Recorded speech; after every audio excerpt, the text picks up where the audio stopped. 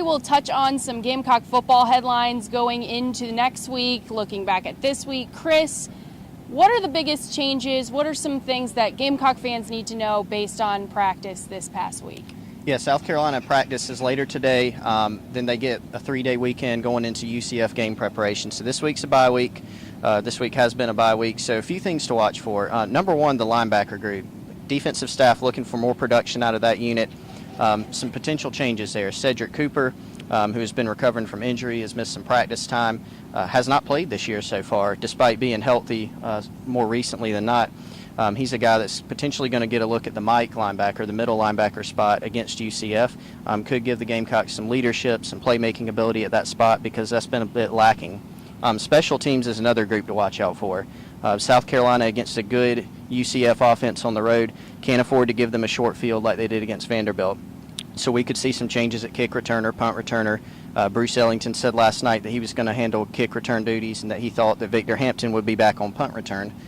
We're not sure if that's exactly how it will play out. There's still another week to go forward, but some of those special teams mistakes definitely need to be corrected in the bye week with the last practice today and then going into game prep next week. Alyssa, what are your biggest surprises and disappointments, maybe one of each, so far this season, the first quarter? Now, I think last night on Gamecock Radio, Gamecock Central Radio, I said my biggest surprise was just the lack of oomph on defense right now. I just remember last season it being so different. There's no DJ Swearinger this year, and I really thought someone would step up. I'm hoping that potentially with Cedric Cooper coming in, he might be that leader that the Gamecocks are looking for on defense. That could, I guess, kind of turn into my disappointment as well. I was also very surprised at how well the offense rebounded after the Georgia game. You know, offense didn't look that bad, but they looked amazing against Vanderbilt. It's kind of a two-part answer there, but... I would say my biggest surprise this year has got to be Clayton Stadnick. I mean, the offensive line, everyone thought would take a step forward going into this season, but that was with the caveat that the Gamecocks would have Cody Waldrop, even though he's a redshirt freshman. Played the first game, got injured. The offensive line as a whole has put together 3 very good games, but the biggest question mark was how Clayton Stadnick would play after being forced into action. He's a guy that lost his backup job for a while to a true freshman, and Alan Knott regained it. He started twice and not only just got out there and didn't mess up, but he was actually really solid. Struggled a little bit at Georgia with some snap issues, but had a great game against Vanderbilt and was named SEC Offensive Lineman of the Week.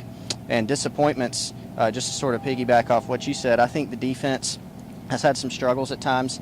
You could lump in the special teams as well. Haven't had a lot of big plays. They've given up some big plays on special teams. But defensively, the linebackers, we knew it was a group that would struggle because of the youth and inexperience, but that's a group that really needs to get better going forward to give these guys a chance to have a good season.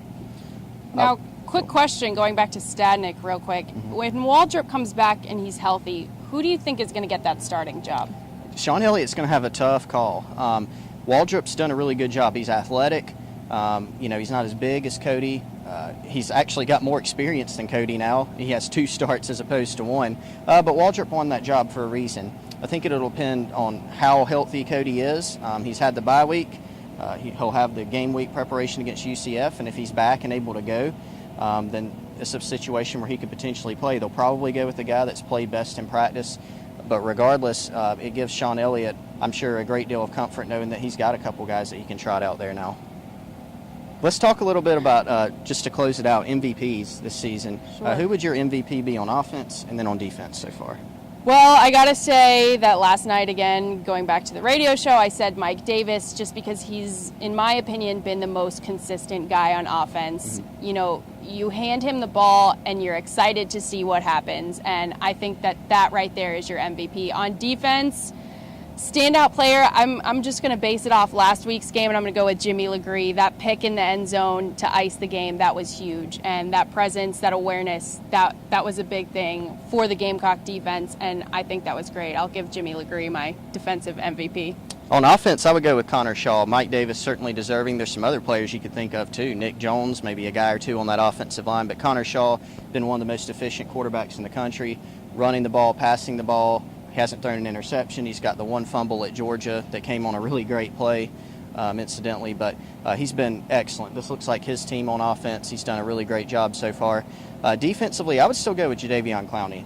He's not off to quite statistically the start that he was last year, but it's been evident every single game that Carolina's played that teams have schemed around him, run away from him, and it's affected the game plan. Going forward, it's just up to some of the other guys on defense to do a better job in closing the deal and making some plays to help him out. Well, that's all we have for this week's episode of Gamecock Central TV. Be sure to tune in next week, and be sure to check out GamecockCentral.com for all your Gamecock news.